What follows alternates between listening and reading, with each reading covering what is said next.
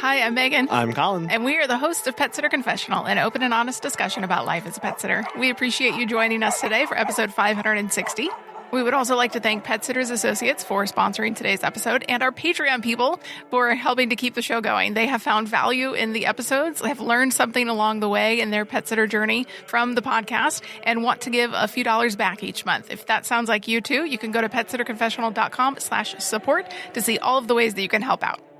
We have been talking a lot lately about authenticity and relatability to clients, making sure that our communication and our messaging is clearly communicating what we want and in our voice. We have mentioned on several episodes of using AI in your business. We've talked about using AI in your business on a couple episodes 356 and 388. And it seems as though using artificial intelligence in our businesses is only becoming more important. It's not something that's going to go away, and we really need to leverage it in order to be as efficient as we can in our businesses. Well, and what really got us thinking about this was in our town, we were just recently hit by a huge snowstorm, and the road plowing didn't go too well, and there was quite a kerfuffle among some of the residents.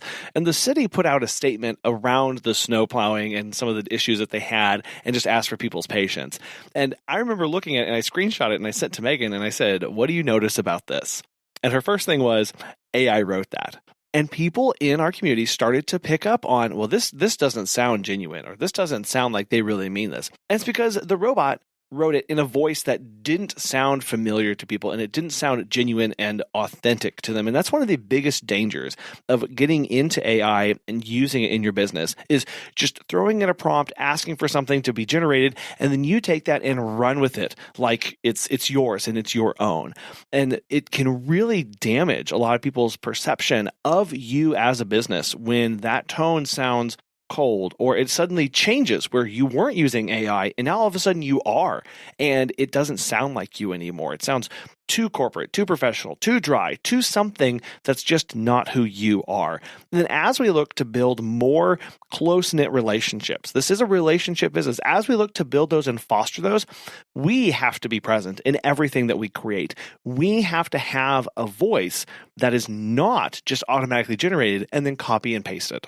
Well, and a lot of times the dead giveaway is emojis as well. AI, you can give the prompt of use no emojis or use emojis, but a lot of times the default is to use a bunch in there. And so when this post had come through and it said, we're trying to do our best as a city, and these are the challenges we've faced and how we're going to overcome them moving forward. It was very professionally written. And somebody had commented I know they were trying to hire a PR representative for the city, but this sounds a little odd or cold. Right. And the big giveaway here was that they used a lot of emojis in the city's statement. It just felt it was a different voice than what we had heard from the city before. Yeah, so we want to walk through some ways that we are currently using AI in our business. But first and foremost here, this big caveat, we've talked a lot about how you have to change things into your voice and make it your own. The best way to do this, the single best way to make the robots learn who you are, is to provide them written texts that weren't written by a robot. Things that you personally wrote,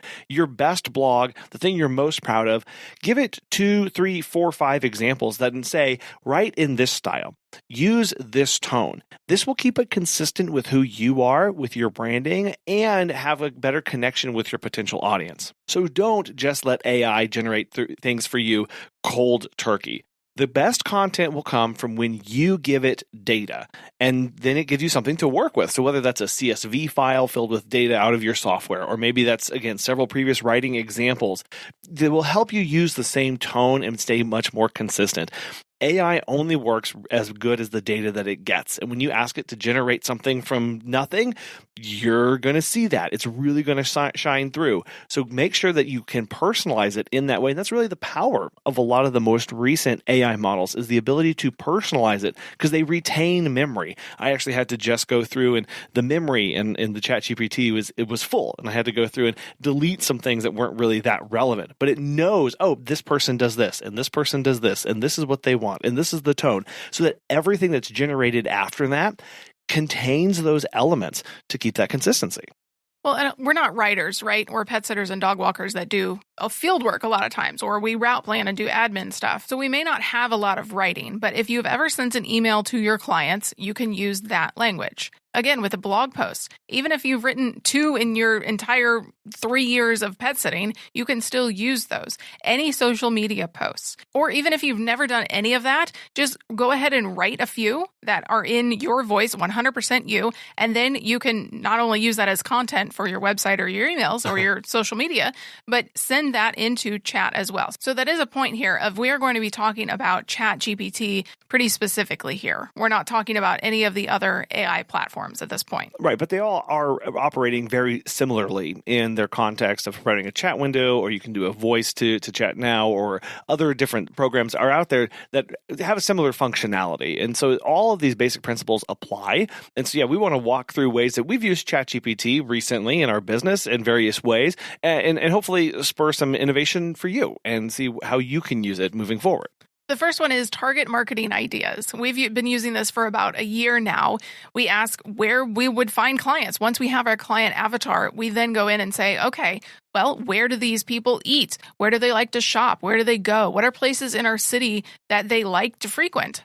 And the key point here, as Megan said, is that you have to come with your client avatar. Who are you trying to serve? Then you can go and say, okay, what do you know about my town of St. Louis, Missouri? Now, given my client avatar, where in my town would I find these people? Where are they shopping? What other businesses might be a good idea for me to partner with to get in front of these type of clients? And then you can further dive into this and add in city growth data that you can pull from the economic development team or from the Chamber of Commerce that you have and overlay that with, is this a growing or shrinking demographic? It really gives you a lot of power to now start digging into data that's fully available out there on the web that you can download as a CSV or a PDF, throw it into chat, and now start understanding more about your client avatar, specifically where you live.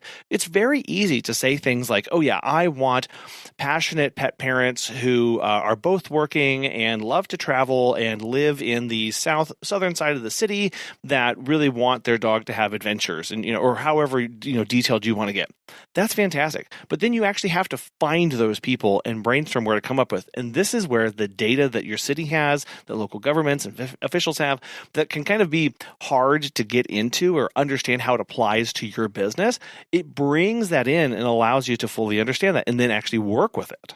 It's not only great to know who your clients are, where they go, where they live, but also what message you want to send to them. And when you give it the prompt of, I want to serve this person who lives here, who shops here, who works here, then you can ask, what are their pain points? How can I help them best? And then when ChatGPT spits out the pain points, you can say, okay, give me 10 points of how I can solve these for clients. Then with that, you can say, okay, now that I have my 10 talking points, I need to generate 20 social media posts that I will post over the next month. Also, please give me some ideas for what kind of photos would be best to go along with these social media posts. You can see we're building here. We're actually getting this huge funnel. We start off with our big client data, our big client avatar, and at each step, we're just asking, okay, now give me pain points. Okay, now give me talking points. Okay, now give me social media posts and help with photos. All of this is getting you to understand how can I be talking exactly to the people that I want to be talking to. Asking ChatGPT questions is also great for if you're thinking about adding a new service or niching down to something. It could be useful to know, okay, does my client avatar want this? Or how best could I implement this niche service in my area? Do you believe there's a market for this? ChatGPT can be used for a wide range of market research ideas and strategies. As you're understanding how to speak to that person, that client avatar, you can brainstorm blog ideas that would be specific and target their pain points again. It can be really hard to come up with new blog ideas every single week. That's what we like to do, is do one blog post a week so we can include it in our email newsletter. But it is really hard after a while. So just asking chat, give me some ideas, give me 100 ideas, then you'll have 2 years worth of content. Even better, you can point it at your website if you have been blogging for a while and say, okay, given the blogs that I have written about over the last year, what should I continue to write about or what haven't I written about? And this will help you fill in the gaps of your knowledge because sometimes it's hard to remember what did I write about or did I do it as in depth as I should have before. This really surfaces that and says, hey, actually, you haven't written about Chihuahuas at all. You should spend a long time writing about Chihuahuas again, if that fits your target demographic and your avatar of where you're trying to grow. Now, what we're not saying here is then just say, okay, please write that blog. You really don't want to do that. There's a lot of things being put into place for search engines and SEO to downgrade the purely AI content. So still take the time to write the blog, but at least you're helping fast track that process of going, oh my gosh, there's just a blank page before me. What do I write about? Where do I even begin? Chat is a great way to help get you there. Let's circle back to marketing for a second. I know a lot of people are doing yard signs these days. So what are some efficient and effective ways to market yard signs? Should I just stick them in the ground, or does my city have certain protocols around it? And that's actually what we did. We were very interested in pursuing yard signs, but we wanted to make sure that we were using them correctly. So I actually fed ChatGPT the city ordinances for a few of the towns that we live in. And I said, okay, given what this says about yard signs, what would be the best way to go about implementing yard signs for our business? And it spit out some things that would say, actually, you are not able to do that well here. This would not be a good ROI for your business in this town and this town, but this town, it actually might be okay.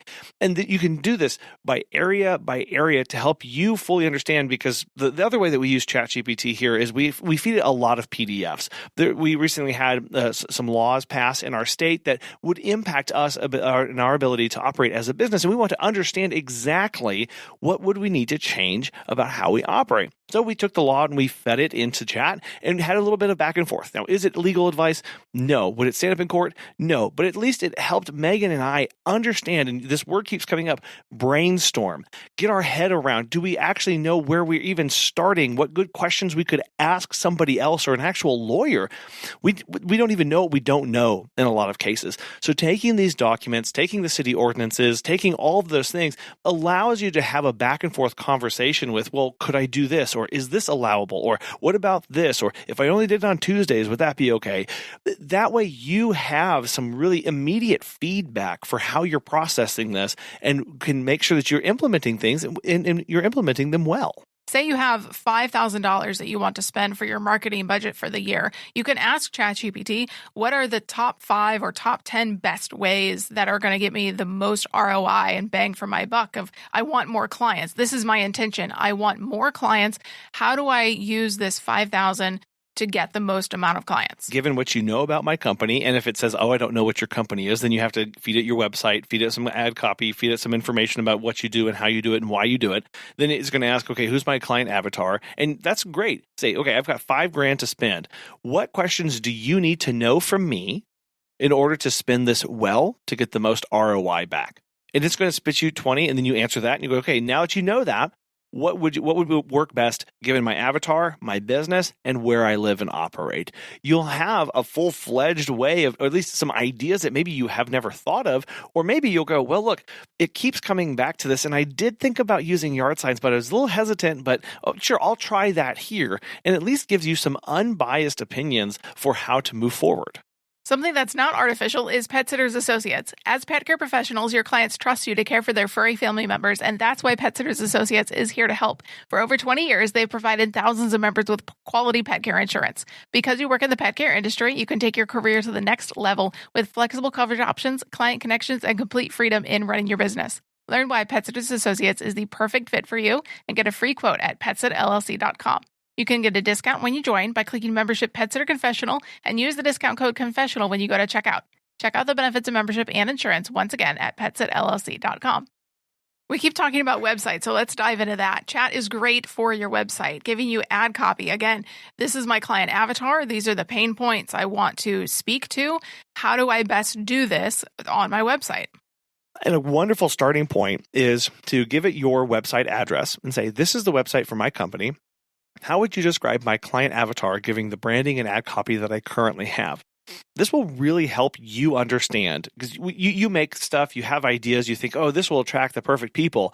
But feeding into chat, it will tell you actually sometimes, no, this isn't anywhere close to what you're on, or actually, you're really on point. So please continue doing this. Or here's some suggestions for, or color options that you may consider, or you don't have photos, you don't have videos. It will critique your website and does a really good job, I feel like, of giving you some insight for what to do. And I actually recently was working through some job schema. So telling Google this web page is for a job posting.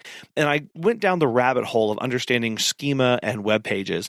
I don't code in HTML, at least not very well, and not up to the level of understanding what to do with this. So I turned to chat and I said, look, I'm trying to implement the job schema on my page for my website. I need help coding that. What information do you need from me to implement this well? It generated a bunch of HTML. I threw it in an HTML checker. Some of it was wrong. I went back and had a back and forth continuing to check it. And actually, in under an hour, I was able to get schema implemented on all of our web pages. It was fantastic and allowed us to know that we are following best practices in this. And I was able to do that with chat and an external code checker to make sure that everything was right. And I guess chat can help you optimize for SEO as well? If you ask it and give it the right information, and especially whenever you tell it what you are trying to be optimized for and how best can I do that given my website, especially you can even say, look, I use Wix or I use Squarespace. Help me with the SEO for my website because I'm targeting this particular client avatar with these particular services. And how do I best implement those on my website? And it will give you 4, 5, 6, sometimes 10 different things that you should try. And you can have it check and say, okay, look at this website. What could I improve there? Okay, look at this webpage. What could I improve there? And go little by little. I think one of the biggest ways we use chat is for spelling and grammar and punctuation. Yes. It's me. I'm the problem. Well, at least you admit it. But chat helps. He's our friend. And this is especially true for long documents that we want to send, whether it's an employee manual, a handbook, SOPs that we're trying to write. Again, even blogs. You can you can have it generate ideas, some of the blog, write the rest in your voice, and then put it back in and say, hey, please format this for correct spelling, grammar, punctuation, and make sure it sounds good. Well, you mentioned, training or SOPs or a field manual. This can get long and arduous and can get really complicated. And it's especially difficult to maintain consistency from one policy to the next. And so checking it and saying, running it here, and now that they've expanded the memory, actually, this makes it really easy. There were a lot of limitations very early on of the length of documents or the amount of text that it could analyze. Now it can handle our entire policy manual with ease and can say, hey, what am I missing here? Or are there any inconsistencies in my language around my policies that would lead to confusion? Help me clear those up. This really gives you a second opinion or a third eye or whatever about what you're producing. It says we believe to be clear is to be kind. And if there's any confusion, if we have any language in our policies and our manuals for our employees or for our clients that may lead them to go, okay, how do you parse this policy? What's the cancellation policy on this versus that?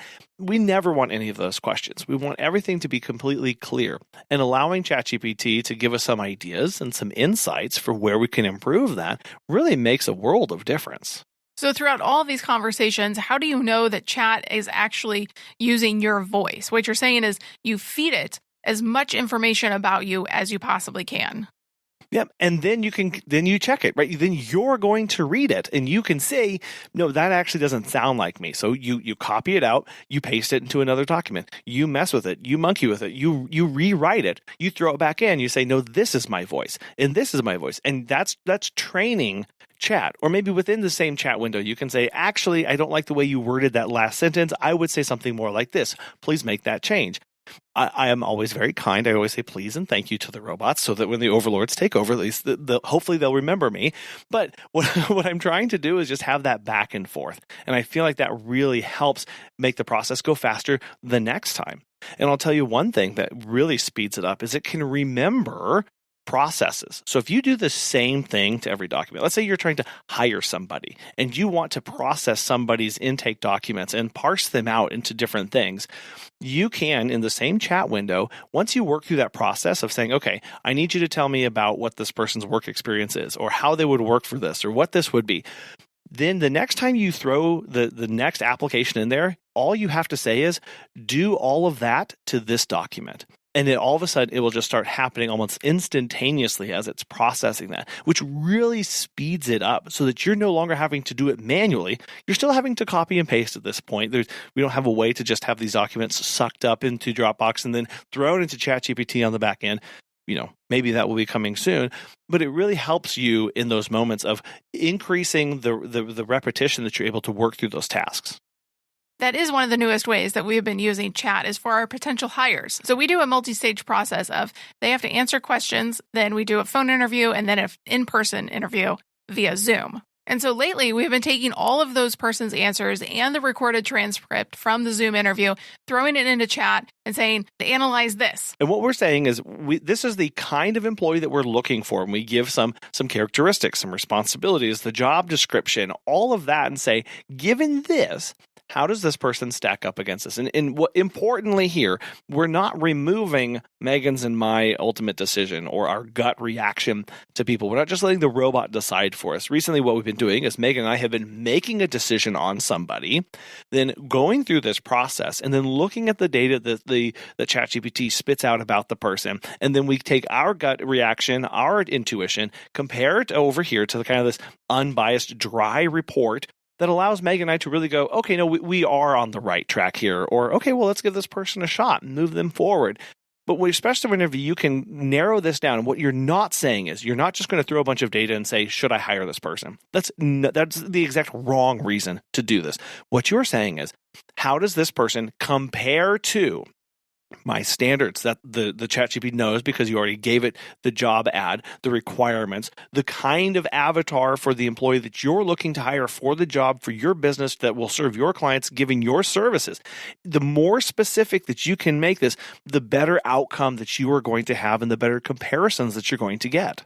Because you're right. There is still our gut at the end of the day. We've had chat spit out, yes, that you should hire this person. This person is a great candidate based off of these criteria. And you and I still have gone, well, they answered this one way on this particular question that's really important to us. And so we said, no, we're not going to hire that person, even though the robot said, yes, that you should hire them.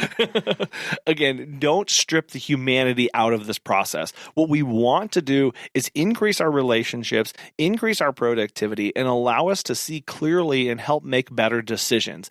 But that ultimately means that we're not relying wholly or 100% on the answers that spit back from this. We still have to process. We still have to intake, and we have to give a better output. We're trying to make our output better by using this as an aid, as a brainstorming tool, and as a help. Yeah, it's an asset. It's not a replacement for you. You made a good point a minute ago that this really is a conversation. It's a back and forth. This can seem weird because there isn't really somebody on the other side of the computer. And I know we're used to texting and emailing, but it is a little bit foreign of this entity that has all knowledge, basically, or just about all knowledge. And we're communicating with them. And it's a conversation. We're going back and forth, but there's nobody on the other end, really. So it can feel a little weird at first, but once it gets to know you, it starts to become a little more familiar. Another way we use chat a lot is for our social media. After you've posted the same dog or cat many times over the past year, it can be difficult to figure out something new to say about them other than, oh, they're so cute and I help them on their walks every day or I change the litter. But once chat knows the person you want to talk to, the pain points that they have, it can really aid in the formation of the captions for your social media pictures. Yeah, or better yet, feed it the photo and say, my client avatar, how best can I speak to them and add a caption to this particular photo? By the way, the dog's name is Olive, and it will generate that. What I like to do is first type out the social media post. Something that Megan and I we try to implement in our media, in our contacting of potential clients and getting that out there. Marketing is to use the story brand framework. It's something that I struggle to be consistent in and use it well. So writing out a particular social media post for a particular topic and then saying, hey, I need help putting this into a story brand framework for an Instagram post with this photo. And it will give you a response. Then you take that and you make some changes. You put it back in your voice and you say, thank you very much. And then you can post it. It helps speed up that process. And again, it also helps you be consistent with this. As we look to enhance our brand and our brand recognition for what people know us by and know what they know us for, this is part of that in helping us do that. As we just completed 2024, Colin and I did a company data analysis via chat. And it's really important to know exactly what you are interested in here and come with a very specific question. So maybe you want to know some calculations about company turnover or employee turnover. Feed it data about how many employees you hired over the entire year versus how many open spots that you typically have it calculate that for you. Or look at general trends and say, look, this is my company revenue broken out across services for all of the year. And here's the previous year. Help me understand how my company is doing. Am I on the way up? Am I changing? And help me understand what that means and what I can do about it. You can also feed it company data as far as clients booking or the services that you're offering. Or maybe you can feed it data about your employee reports for when they're clocking in too early or clocking out too late, and get a better understanding about your company function and where you have room for improvement. What these really are helpful with are big, massive, large data sets and helping surface trends and information to you that otherwise you might not pick out. Now, what you have to do in these scenarios is ground truth them and go look at the data yourself, because sometimes they can hallucinate and pull pretend data and not actually give you truthful information back to you. So always going back to the data and saying, okay, you told me that in October that was my biggest month. I'm going to go look at that real quick and say, oh, well, that's weird because it was my lowest month. What happened there? Have a back and forth, correct it, give it more data. And again, it at least helps you start looking at your data in a new way. But chat doesn't have to be all boring. You can use it for fun business things too. It doesn't have to be all about numbers and spreadsheets and messaging to clients. It can also be about whether you should buy a company car or not. Yeah, so this is something that Meg and I are interested in and seeing if it can work for us. And so one thing that I have to understand is what would be the best company car for us, not the best company car, period, but for how we operate, given some of our parameters. So what better way to use ChatGPT than to understand which electric vehicle would best suit our needs, given where we live, the charging situation, and the amount of driving that we do typically. And this process helped me fully understand what the market was actually like, and that we had way more options out there than I originally anticipated. This approach of saying, I have these specific needs, or I have these specific wants, I need this specific thing, help me get there. That's really everything that we've been talking about here of I have a specific client, I have a specific employee in mind, I have a specific electric vehicle that maybe, or circumstance that I would use one.